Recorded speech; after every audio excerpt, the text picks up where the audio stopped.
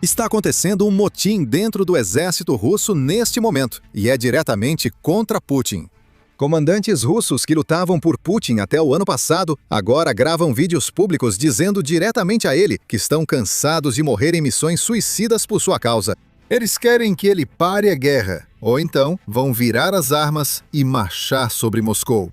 Agora, se isso te dá uma sensação de déjà vu, bem, você não está louco. Nós vimos exatamente isso acontecer há 2 anos, quando um cara chamado Yevgeny Prigozhin disse quase a mesma coisa e realmente marchou sobre Moscou. Tenho certeza de que alguns lembram como isso terminou.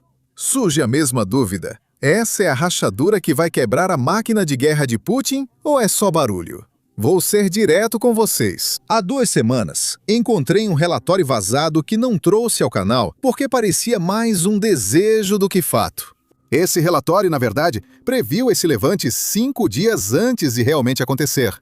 Então, no final, vamos tentar responder a grande pergunta que todo mundo está fazendo. Mas vamos começar do começo. Ouça esse trecho que o comandante russo publicou há apenas alguns dias. 25 de junho. 25 de junho de 2026. Hoje, um representante dos servidores do povo veio aqui. Ontem, me encontrei com representantes de altos funcionários do Ministério da Defesa e das agências de segurança. E eles entregaram uma mensagem a Vladimir Vladimirovich Putin de que, se ele não me conceder uma audiência na televisão ao vivo, onde eu contarei toda a verdade sobre o que está acontecendo em nosso país neste momento. No momento, dezenas, centenas, milhares de nossos soldados estão presos em masmorras, punidos por seus comandantes. Eles estão apodrecendo, sendo torturados por seus... Eles estão lá apodrecendo, sendo submetidos à tortura e violência pela chamada Gestapo.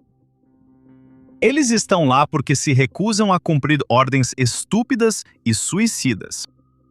Eles estão lá porque se recusam a entregar seus ativos financeiros e, no final, são eliminados. Declarados desaparecidos estão sendo destruídos e ficando sem lar. Vladimir Vladimirovich. Vladimir Vladimirovich. Por favor, tome nota disso. Me convide para uma reunião. As consequências podem ser muito sérias. Se num futuro próximo eu não for ao Kremlin e falar ao vivo ao seu lado, o exército vai virar suas armas contra o Kremlin. Só estou transmitindo a mensagem. É só isso. Agora me diga, isso não soa como Prigozhin? Ele disse exatamente a mesma coisa, e então liderou uma coluna de homens armados por 15 quilômetros ou 1.500 quilômetros em direção a Moscou. Bem, 2 meses depois e por fim ao seu golpe, ele morreu. Neste vídeo, explico o que acontece nas Forças Armadas Russas, por que um relatório vazado há 2 semanas previu o motim e qual a resposta do Kremlin. E então vamos ver o que exatamente aconteceu com o oficial russo que gravou aquele vídeo. Meu nome é Sam e você está assistindo ao Business Basics. Vamos começar pelo homem por trás do vídeo que iniciou tudo. Para entender por que esse apelo é tão perigoso para Putin, precisamos saber quem ele é. Por que ele está falando tão publicamente? O nome dele é Alexander Lunin.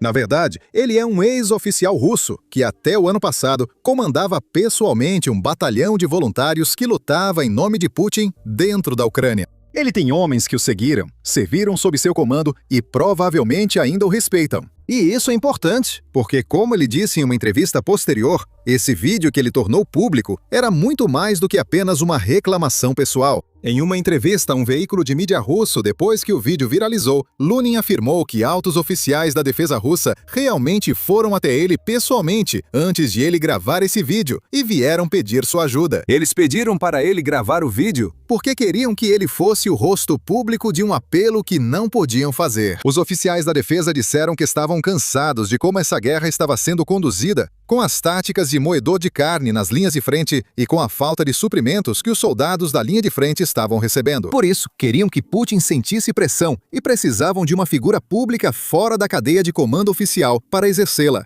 O vídeo foi postado no Instagram e depois reenviado em canais do Telegram e outras redes onde os russos recebem notícias. Mas só o vídeo original tem mais de 10 milhões de visualizações e mais de 500 mil de curtidas. As republicações provavelmente fizeram a exposição total chegar a uns 50 milhões de pessoas. E isso é insano. Agora, o Kremlin foi obrigado a reagir, pois a história ficou tão grande que não pôde ser ignorada e começaram a surgir perguntas. O Kremlin, de fato, respondeu a isso.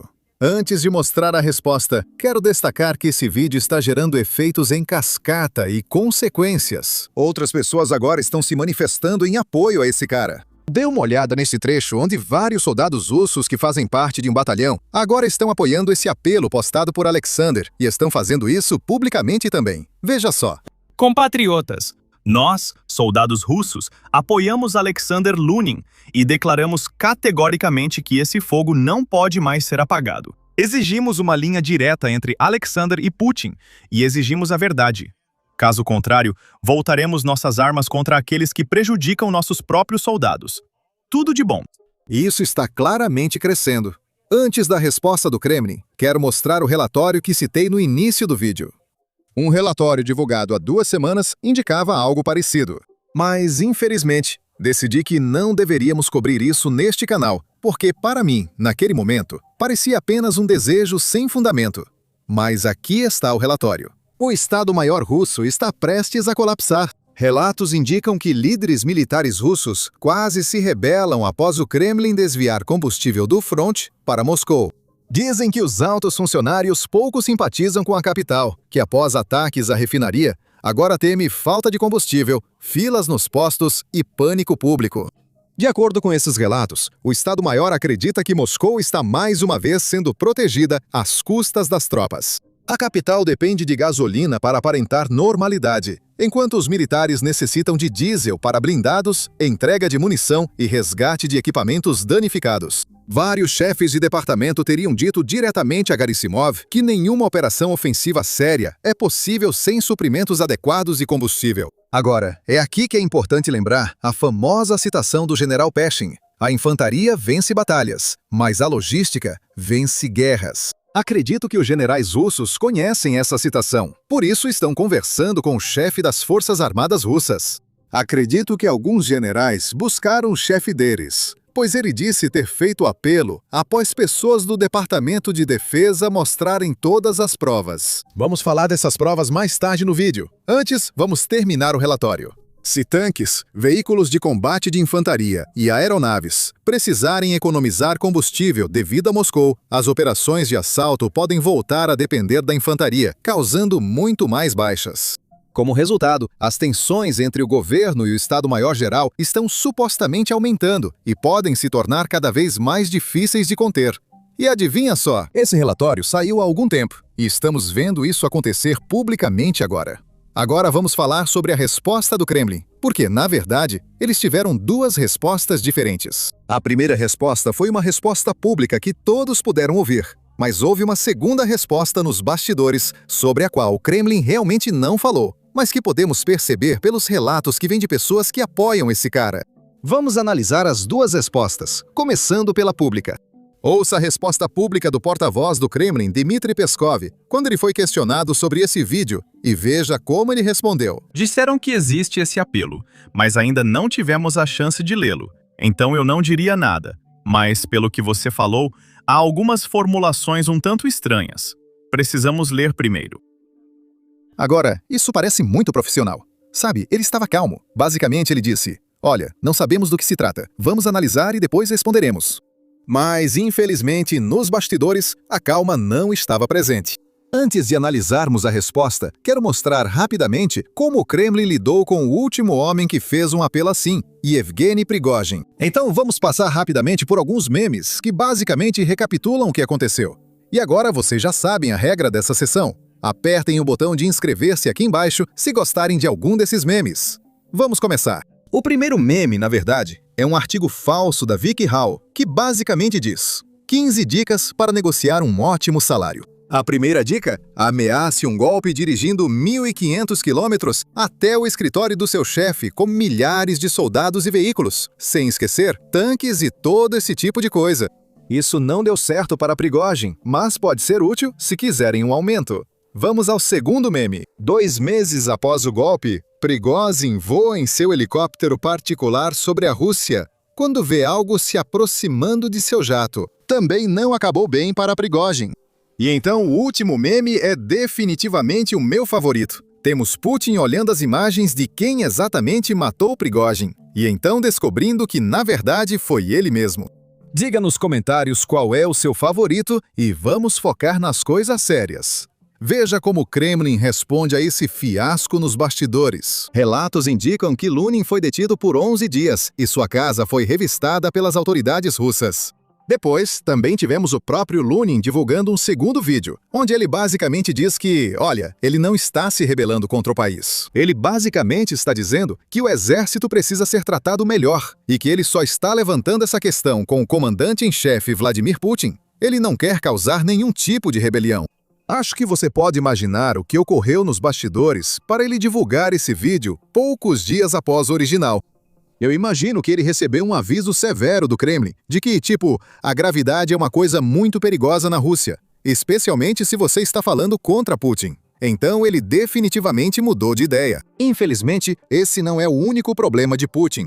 Com dificuldades no recrutamento, Putin agora recorre à mobilização forçada e ordens de convocação são enviadas aos russos. E então policiais aparecem na casa deles e basicamente os prendem e os enviam para a linha de frente. Bem, adivinha só, em algumas aldeias, as pessoas, especialmente os familiares desses soldados que foram convocados, não estão nada felizes. E isso está criando um grande problema. Dê uma olhada no vídeo, está na sua tela. Com o governo russo intensificando a mobilização forçada, esposas e mães dos homens desaparecidos das ruas de Penza, região da Rússia, e mantidos por dias até assinarem contratos, tentam impedir os ônibus que os levam a uma instalação militar. E como se isso já não fosse ruim o suficiente, também temos os Estados Unidos colocando mais pressão sobre a Rússia.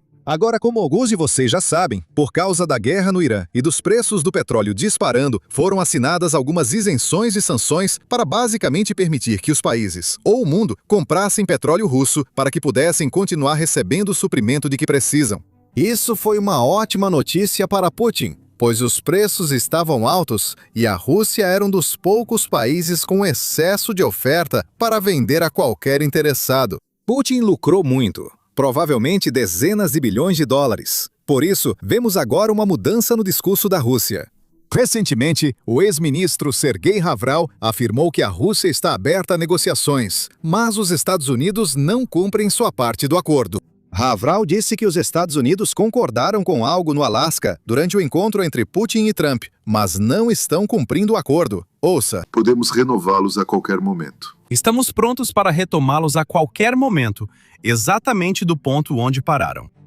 Aparentemente, no ano passado, alguém disse novamente aos ucranianos que não era necessário tomar nenhuma medida para estender o diálogo.